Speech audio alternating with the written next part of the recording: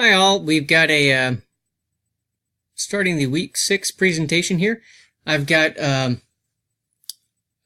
presentation, and what we're going to do in this presentation is talk a little bit about how you architect a business case, and also, what you want to have in it, how you actually technically architect it, but also how you deliver it, and what should be in a business case. So that's kind of what we'll review. I've got a lot of words in this thing that I want you to take time to just read through and get the main highlights. What I tried to do is capture a lot of lessons learned over decades of doing this, and then also, kind of give you some information on key things that you want to consider and what it means for some of these topics that we talk about. Basics of a business case. It basically is going to be what outlines justification for a project. It may be called different things in your company. They may say a proposal, you may say business case, you may say, whatever you may call it. But basically what you're looking at, some point, some executive is going to ask you, if you're going to go spend money from the company, what's the value going to be back to the company? That's a business case. So it's a document that outlines, justifies project, basically. It's going to identify the business need, the opportunity, or problem. Without one of those, there's no point in having the conversation. It's going to outline the project in such a way that's going to address the need of the problem. So you're going to say why what you're proposing is going to address this problem that you defined. And most likely, you're going to be presenting the cost of the effort. Usually, it'll be the value of some fix or fulfillment of some opportunity. And that will outweigh basically the cost of what you're proposing. That's called a good business case. If it's determined that what you're proposing is going to cost more than the problem itself justifies, then that's called a bad business case. So they'll probably look to pursue a different kind of option. Portfolio management. What we're thinking about in business cases basically are employed through the process of portfolio management. So you've got a whole series of projects within your technology department that are going to get executed, and you're trying to make the case for these are the ones that we think makes the most sense, or this project needs to be included in that list of projects to be done.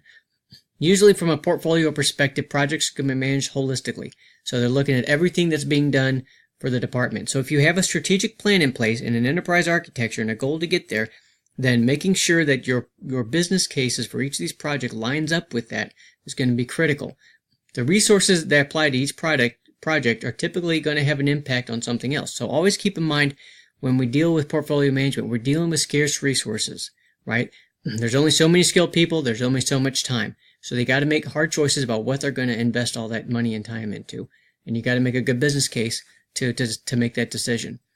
They're going to compare all the projects across the portfolio to look at the alignment of company strategy, the cost of each one of them, complexity to get it complete, time that's going to take. All those things will be factored in when they decide what's going to go forward from the portfolio.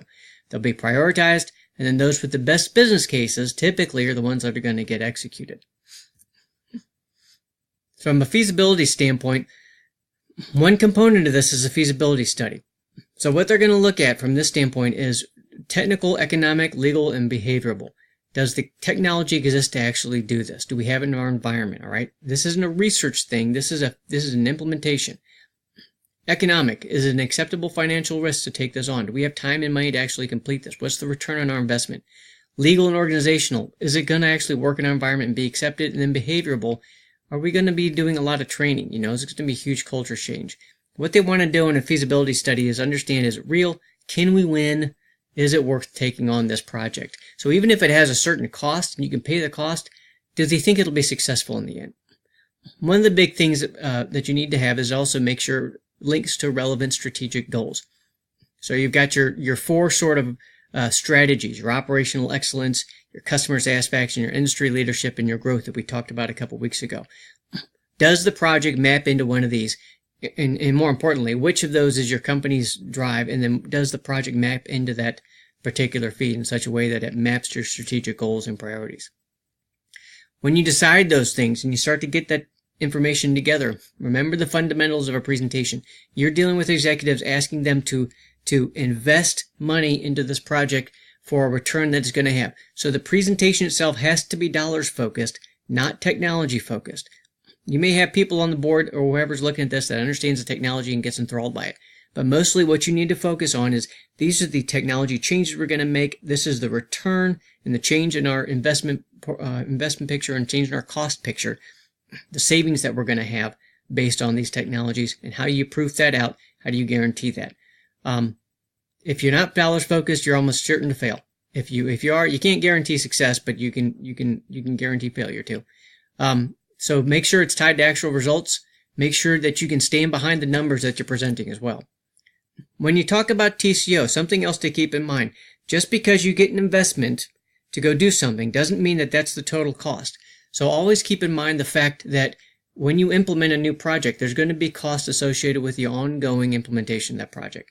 People will be needed to sustain it. If you're going to be putting a new system into a server farm somewhere, there's going to be yearly costs associated with that. Not just yearly costs for the applications and the licenses, but for the hardware, for the support of that hardware, for the operations staff that's monitoring the hardware 24/7, for the desks that they have to sit on, the AC unit that has to keep the place cool. All those things go into the total cost of ownership. So make sure that we're taking care of those things and speaking to those when you talk about the investment. Otherwise, someone will bring all that stuff up and then you'll have a hole shot through the project. You want to make sure you account for those up front. One model that's used a lot of times is sort of the simple chargeback model. So you take your IT company, your IT division, and you treat yourself sort of as a consulting firm. And you say, you just charge us. We're going to charge the various businesses for IT services provided. Budgets are decided on a yearly basis. May do mods on each quarter. If there's an overrun, then you go over budget. If there's an underrun, you release the funds back to the entity for future quarters. This is a pretty good arrangement in that it takes and enables the IT department, really empowers the IT department to really charge the entirety of the cost of these implementations, and also empowers the business units, especially when you have a distributed kind of business unit arrangement within the company, to really decide what they need in information and to control that flow themselves. Historically, it actually winds up improving the IT project because it forces the businesses to understand the cost of what they want and to understand what they can get from the IT department when they're really engaged with information. It takes it away from being this sort of necessary evil that they have to throw some money on, but they don't really understand the return, forces them to have to deal with it. Acceptance of a business case is going to come down to a number of things. Number one, is your data credible? Do they believe what you're saying in terms of the cost savings? Does it map to the current goals and objectives? Is it on the roadmap from your enterprise architecture perspective? Do they have the money to make the investment? And is the ROI, or the internal rate of return, is that going to be acceptable? So if it pays itself off in 8 years, that may be great, but if you have a 5-year return on investment for other projects, they'll do the 5-year projects. Or if it's profit-based, if you're going out there and trying to get new revenue for the company, is it going to meet the margin thresholds that the company has? Are you going to get some minor business out there, but they could get better business if they just invested in something else? You have to understand, if you get those right, then you'll be accepted. Plus, have you brought the key leaders along with you? When you do that ROI development, do they understand and do they agree with what you're doing in terms of return on investment? The best case scenario, by the time you give one of these presentations, it's a surprise to nobody. They already know it's coming. They already know what the numbers are, and they're ready to just say yes. So always be kind of socializing ahead of time with the key people that are in this committee that are going to be approving it, so that when you get there, you're not surprised and you're not, having have a big discussion there. Recommendations: you want to find a continuing sponsor. So someone not in the IS department, someone who knows that this will be valuable for their business. You can spend some time ahead of time really convincing them on what the value is and why it works, and then they can carry the water for you instead of you showing up as IT sort of, on the side of the whole business, trying to make that case. Let the business make the case for you. It's made for each major recommendation. So you may make a whole bunch of recommendations and not all of them be agreed to based on funding considerations.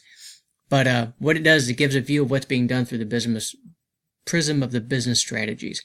So you may have multiple business cases that you bring forward for multiple projects. It's not just one business case for IT. It's individual projects that you can make or break each decision, or you might move some projects to later, however that fits on the implementation roadmap. Putting it all together and presenting as one project, supporting the business strategies, then kind of get you in the position where you're defining the enterprise architecture and how you're going to support the enterprise architecture going forward. Some lessons learned. Leadership means introducing beneficial change.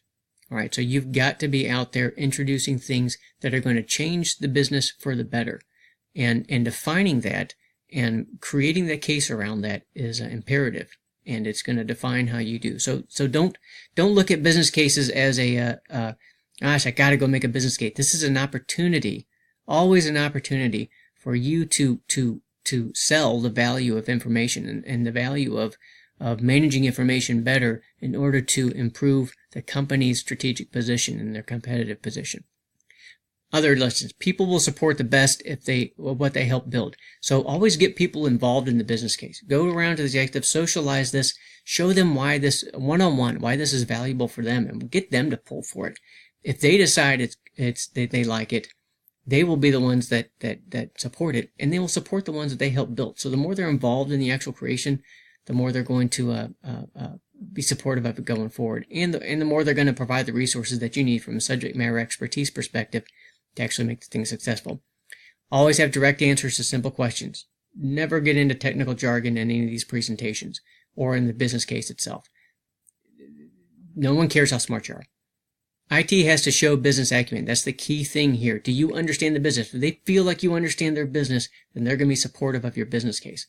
Lasting change comes from awareness, trial, adaptation, and adoption. So be constantly aware of what they're experiencing from a customer perspective, what the market is telling them, and then make sure that business cases that we're doing address that. IT has to be a powerful marketing ally for the business it supports, and that's the way that we do it. Be engaged with the business and make sure that we're understanding when we bring these business cases forward, they're to address particular problems that the business has. So that's it. Enjoy the readings and the presentation for the week.